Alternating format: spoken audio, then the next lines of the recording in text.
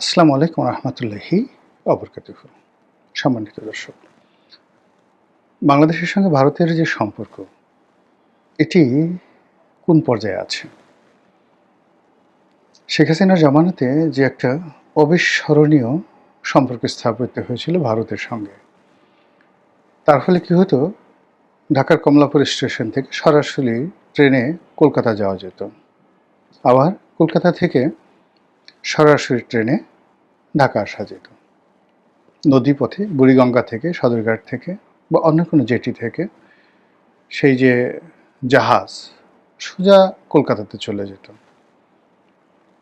তারপর বিভিন্ন সীমান্ত দিয়ে বাংলাদেশের সঙ্গে যে ভারতের পর্যটন সুবিধা, ব্যবসা বাণিজ্য থেকে শুরু করে অন্য যা কিছু রয়েছে, সেটি এমন একটা লেভেলে পৌঁছে গিয়েছিল, যারা কেবলই মাত্র এই ব্যবসা বাণিজ্যের সঙ্গে সম্পৃক্ত তারা বলতে পারবেন যে ওই সময়টা কেমন ছিল। আর আমরা যারা বিভিন্ন সময়টিতে ভারতের সমালোচনা করে আসছিলাম, তারা এই ভারতের কাছে দেশ বিক্রি করে দেওয়া হচ্ছে, ইজ্জত থাকছে না, আমাদের দেশ সিকিম হয়ে যাচ্ছে, আর শেখ হাসিনা দিল্লির দাসী, এই কথাগুলো কিন্তু আমরা বারবার বলে আসছিলাম। অন্যদিকে এই শেখ হাসিনার কবল থেকে বা আওয়ামী লীগের কবল থেকে আমাদেরকে উদ্ধার পেতে হবে, আদারওয়াইজ আমরা যে মহান মুক্তিযুদ্ধ করেছি সেই মহান মুক্তিযুদ্ধ ভ্যানিশ হয়ে যাবে, আমরা ভারতের সেবাদাস হয়ে আছি, আগামীতে ভারতের কোনো একটি অঙ্গরাজ্য হয়ে যাব। এই প্রচার এবং প্রোপাগান্ডার সঙ্গে সঙ্গে বাংলাদেশের শেখ হাসিনা বিরোধী যে আন্দোলন, সেটি চরম আকার ধারণ করে। এর মধ্যে যে শেখ হাসিনার সাধ্য তেঁতুলের বেশি ছিলেন, তা যেমন সঠিক নয়, আবার ভারত যে আমাদের সঙ্গে ন্যায় বিচার করেছে তাও সঠিক নয়। ভারতের দাদাগিরি ছিল সীমাহীন। ভারতের সঙ্গে বাংলাদেশের চরম একটা সম্পর্ক থাকার পরেও আওয়ামী লীগের সঙ্গে ভারতের একটা মনস্তাত্ত্বিক দূরত্ব ছিল। আওয়ামী লীগ মনে করত, ভারতকে যা দিয়েছি ইহ জন্মে ভারত আর কখনো সেটা পাবে না। অন্যদিকে ভারত যেটা মনে করতো সেটা হলো যে তুমি আমাকে কে দেবে বা তোমরা আমাকে কে দিবে, বরং আমরা না হলে তো তোমরা ক্ষমতায় বসতে পারতে না, তোমাদেরকে ক্ষমতা আনা, তোমাদেরকে ক্ষমতায় টিকিয়ে রাখা, নানা কারণে আমরা যে ঝুঁকি নিয়েছি, সেই ঝুঁকির ফলে আমরা আসলে যা পাওয়ার কথা তার চেয়ে অনেক কম পাচ্ছি। তো এই বিষয়গুলো নিয়ে তাদের মধ্যে মনস্তাত্ত্বিক যুদ্ধ চলছিল সেই 2014 থেকে 2024 পর্যন্ত। তলে তলে অনেকগুলো ক্ষত ছিল, উপরে উপরে অনেকগুলো মহব্বত ছিল, এবং এরই মধ্যে উভয় রাষ্ট্রই, মানে বাংলাদেশ ভারতকে কিছু একটা শিক্ষা দিতে চাচ্ছিল শেখ হাসিনার জামানাতে। তার জন্য বারবার সে আমেরিকার সাথে সম্পর্ক স্থাপন করার চেষ্টা করছে, চীনের সাথে সম্পর্ক স্থাপন করার চেষ্টা করেছে, কিন্তু ব্যর্থ হয়েছে।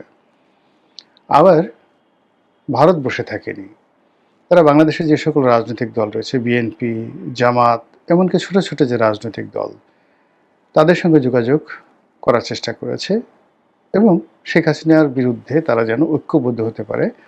ভারত সেখানে রীতিমতো বৃহৎ বিনিয়োগ করার জন্য তারা চেষ্টা করেছে। আমি ঠিক 2021 সনের কথা বলি। বাংলাদেশে যেগুলো খুব ছোট ছোট রাজনৈতিক দল, 10-12টি ছোট ছোট রাজনৈতিক দল, যাদের সাকল্যে 20-25 জন করে কর্মী আছে, তো এই সকল যে রাজনৈতিক দল, তাদের অনেকের সঙ্গে সম্পর্ক ভালো, তারা প্রায় সবাই বড় ভাই হিসেবে বা ভাই ব্রাদার হিসেবে মনে করেন, তাদের মনের কথা বলেন। তো অনেকেই এরকম আমার কাছে আসছেন পরামর্শের জন্য, যেরকম সামনে তো একটা নির্বাচন হবে, ইনক্লুসিভ নির্বাচন হবে, আমাকে তো 300 আসনে প্রার্থী দিতে হবে, টাকা কোনো সমস্যা নয়, এখন আপনি বলেন যে এই 300 আসন কোত্থেকে পাবো। ছোট ছোট রাজনৈতিক দল। এবং আমি অবাক হয়ে ভাবলাম যে তারা যে ডায়ালগগুলো দিচ্ছে, কথাবার্তাগুলো বলছে, তো এক দলের সঙ্গে অন্য দলের কথা প্রায় হুবহু। নিঃসন্দেহে তারা অফার পেয়েছে, এবং সেই অফারটা যে তারা রয়ের কাছ থেকে পেয়েছে এতে কোনো সন্দেহ নেই। তো এ থেকে আমি বুঝলাম যে সেই 2021 সনে বা 22 সনের ওই সময়টাতে আমি যে টকশোগুলো করেছি, এই কথাগুলো আমি একাধিকবার বলেছি যে যাদের মুখ থেকে যে কথাগুলো শুনছি সেই কথাগুলো আসলে শোনার কথা নয়। 2 নম্বর হলো আমাদের সিভিল সার্ভিস, মিলিটারি সার্ভিসের সাবেক কিছু কর্মকর্তা আছেন, তারাও শেখ হাসিনার ব্যাপারে ভীষণ রকম বেপরোয়া হয়ে পড়েছিলেন। এবং সেখানে আমরা দেখেছিলাম যে মোটামুটি অনেকেই নির্বাচন করার, দল গঠন করার ব্যাপারে তারা ঐক্যবদ্ধ হচ্ছিল এবং এর সঙ্গে আমেরিকার হাত ছিল, ভারতের হাত ছিল এবং শেরাটনে সোনারগাঁয়ের মতো 5 স্টার হোটেলে বিভিন্ন মানুষ, আমি নাম বলব না, যারা আমাদের সমাজে বেশ পরিচিত, কেউ বুদ্ধিজীবী হিসেবে, কেউ সিনেমার নায়ক হিসেবে, কেউ সাংবাদিক হিসেবে, তারা বিশাল বিশাল আয়োজন করেছেন। কেউ বলেছেন তারা হয়তো তৎকালীন ডিজিএফআইয়ের পয়সায় করেছেন, কেউ বলছেন রয়ের পয়সায় করেছেন, কিন্তু এই পুরো প্রক্রিয়াটি আসলে শেখ হাসিনা বিরোধী ছিল এবং এটা ভারতের মদতে হয়েছিল। বেশ কয়েকজন সাংবাদিক, ব্যবসায়ী, তাদের বাসায় নিয়মিত বৈঠক হতো। এমনকি শেখ হাসিনার যে প্রেস সচিব ছিলেন নাইমুল ইসলাম খান, বহু বছর ধরে তার বাসায় কিন্তু নানা রকম বৈঠক হতো। জিল্লুর রহমানের বাসায় বৈঠক হতো, প্রয়াত মেয়র আনিসুল হকের বাসায় বৈঠক হতো, আব্দুল আল মিন্টু সাহেবের বাসায় বৈঠক হতো এবং সেখানে সকল রাজনীতিক যারা নেতৃবৃন্দ রয়েছেন, ব্যবসায়ী রয়েছেন, তারা একত্রিত হতেন এবং সেখানে যে কথাগুলো হতো সেই কথাগুলো আপনি যদি মেলান অলমোস্ট সেম। তো এই চক্রান্তের মধ্যেই শেখ হাসিনা ক্ষমতা চালিয়ে গেছেন, ভারত তার সাথে সম্পর্ক রক্ষা করেছে, রাজপথে বিএনপি আন্দোলন চালিয়ে গেছে এবং জামাত আন্দোলন চালিয়ে গেছে, কিন্তু কেউ কোনো কুল কিনারা পাচ্ছিলেন না। তো সেই কুল কিনারার মধ্যেই হঠাৎ করে অলর্নে ছাড়লেন বারুদের মতো এই যেটাকে বলা হয় কোটা বিরোধী আন্দোলন, এটি ছড়িয়ে পড়ে। আন্দোলনের মাঠ উত্তপ্ত হয়েছিল এবং সেখানে যে রাজনৈতিক পট পরিবর্তন হয়, পট পরিবর্তনের প্রেক্ষাপটে ডক্টর মোহাম্মদ ইউনূসের সরকার গঠন, তারপর তার উপদেষ্টা মণ্ডলী গঠন, পরবর্তীতে তার অনেকগুলো সিদ্ধান্ত, আমাদের দেশ অশান্ত হয়ে যাওয়া এবং বাইরে থেকে বিভিন্ন ইউটিউবার যারা আছে তাদের উস্কানিতে একের পর এক মবে সারা দেশ উত্তাল হয়ে 18 মাসে মোটামুটি বাংলাদেশকে একটা মাচ্ছান্নয় অবস্থা করে ফেলেন ডক্টর মোহাম্মদ ইউনূস। এর ফলে আমেরিকা এবং ভারত তারা যে পরিকল্পনা করেছিল, যে মাস্টার প্ল্যান করেছিল এবং শেখ হাসিনাকে যেভাবে একটা শিক্ষা দিতে চেয়েছিল, এটি তাদের জন্য বুমেরাং হয়ে যায়।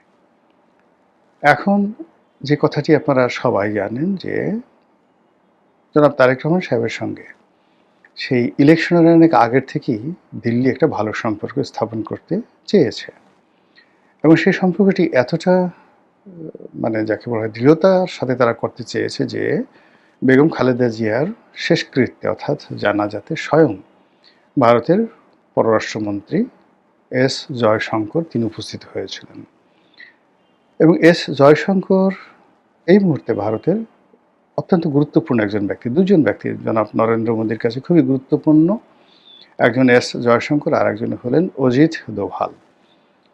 তো ডক্টর মোহাম্মদ ইউনূস জয়শঙ্কর এবং অজিত দোভালের সঙ্গে বৈঠক করার জন্য প্রাণান্ত চেষ্টা করেছেন। এমনকি তিনি যখন বাংলাদেশে এসেছেন, সংসদ ভবনে যখন জয়শঙ্কর বসেছিলেন তারেক রহমান সাহেবের সঙ্গে, তখন খলিলুর রহমান যিনি পররাষ্ট্র উপদেষ্টা এখন আছেন এবং ওই সময়টাতে নিরাপত্তা উপদেষ্টা ছিলেন, তার সঙ্গে অজিত দোভালের একটা সম্পর্ক ছিল এবং এখনও আছে।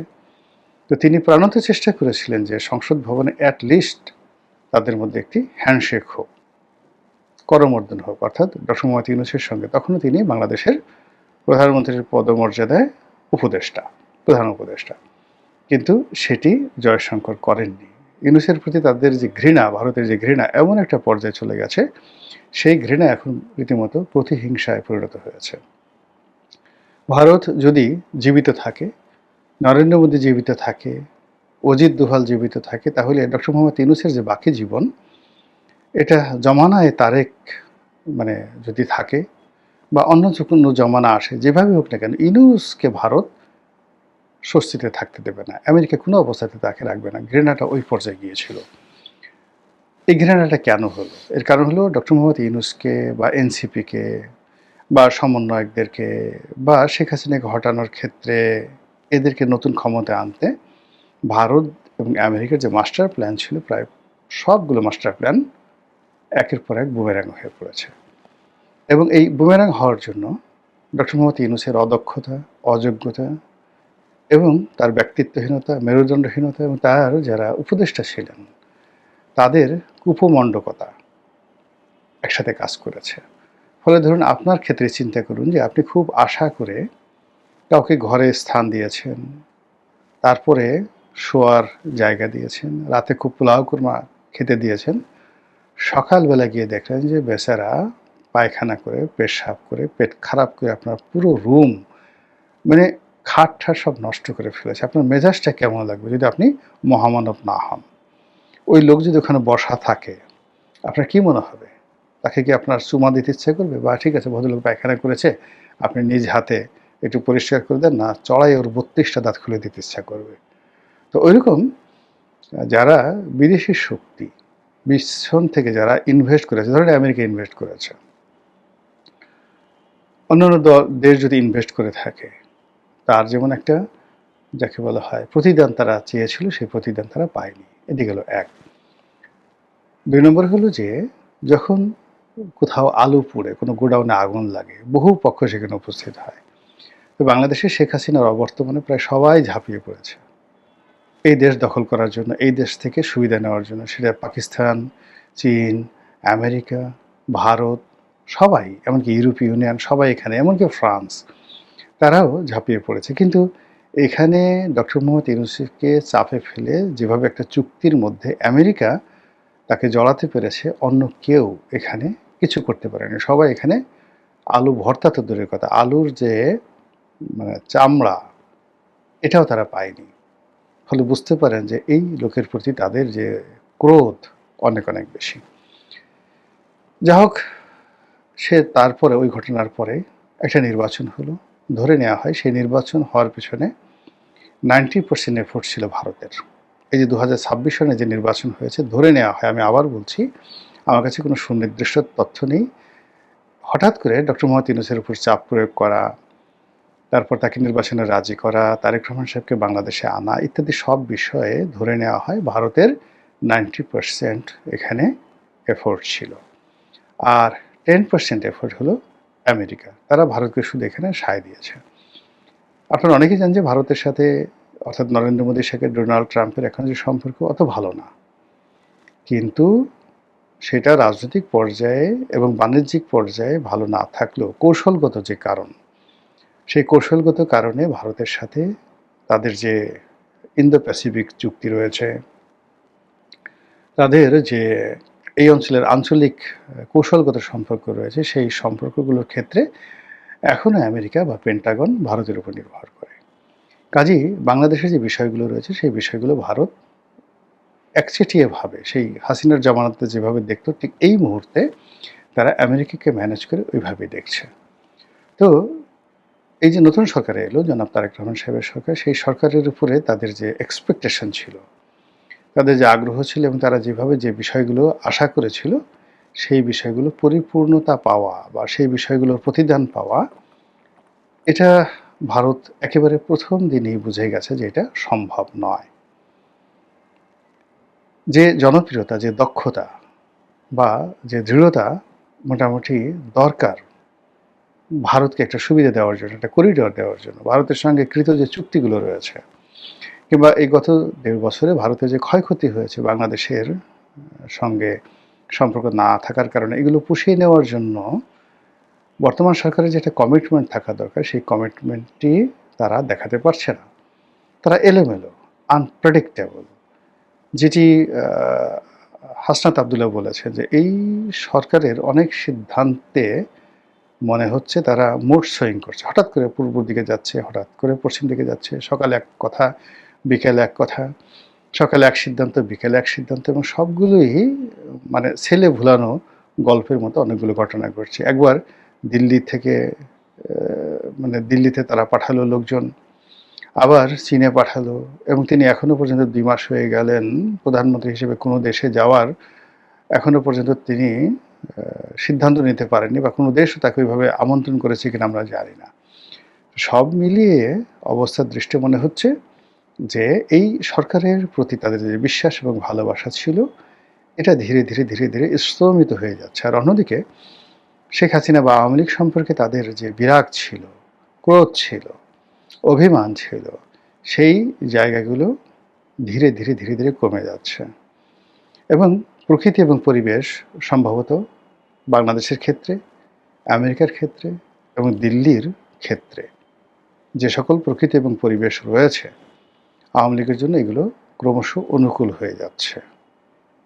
মহান আল্লাহ ভালো জানেন, আমাদের দেশের জন্য তাই হোক যেটি আমাদের জন্য কল্যাণকর। আসসালামু আলাইকুম রহমতুল্লাহি ওয়া বারাকাতুহু।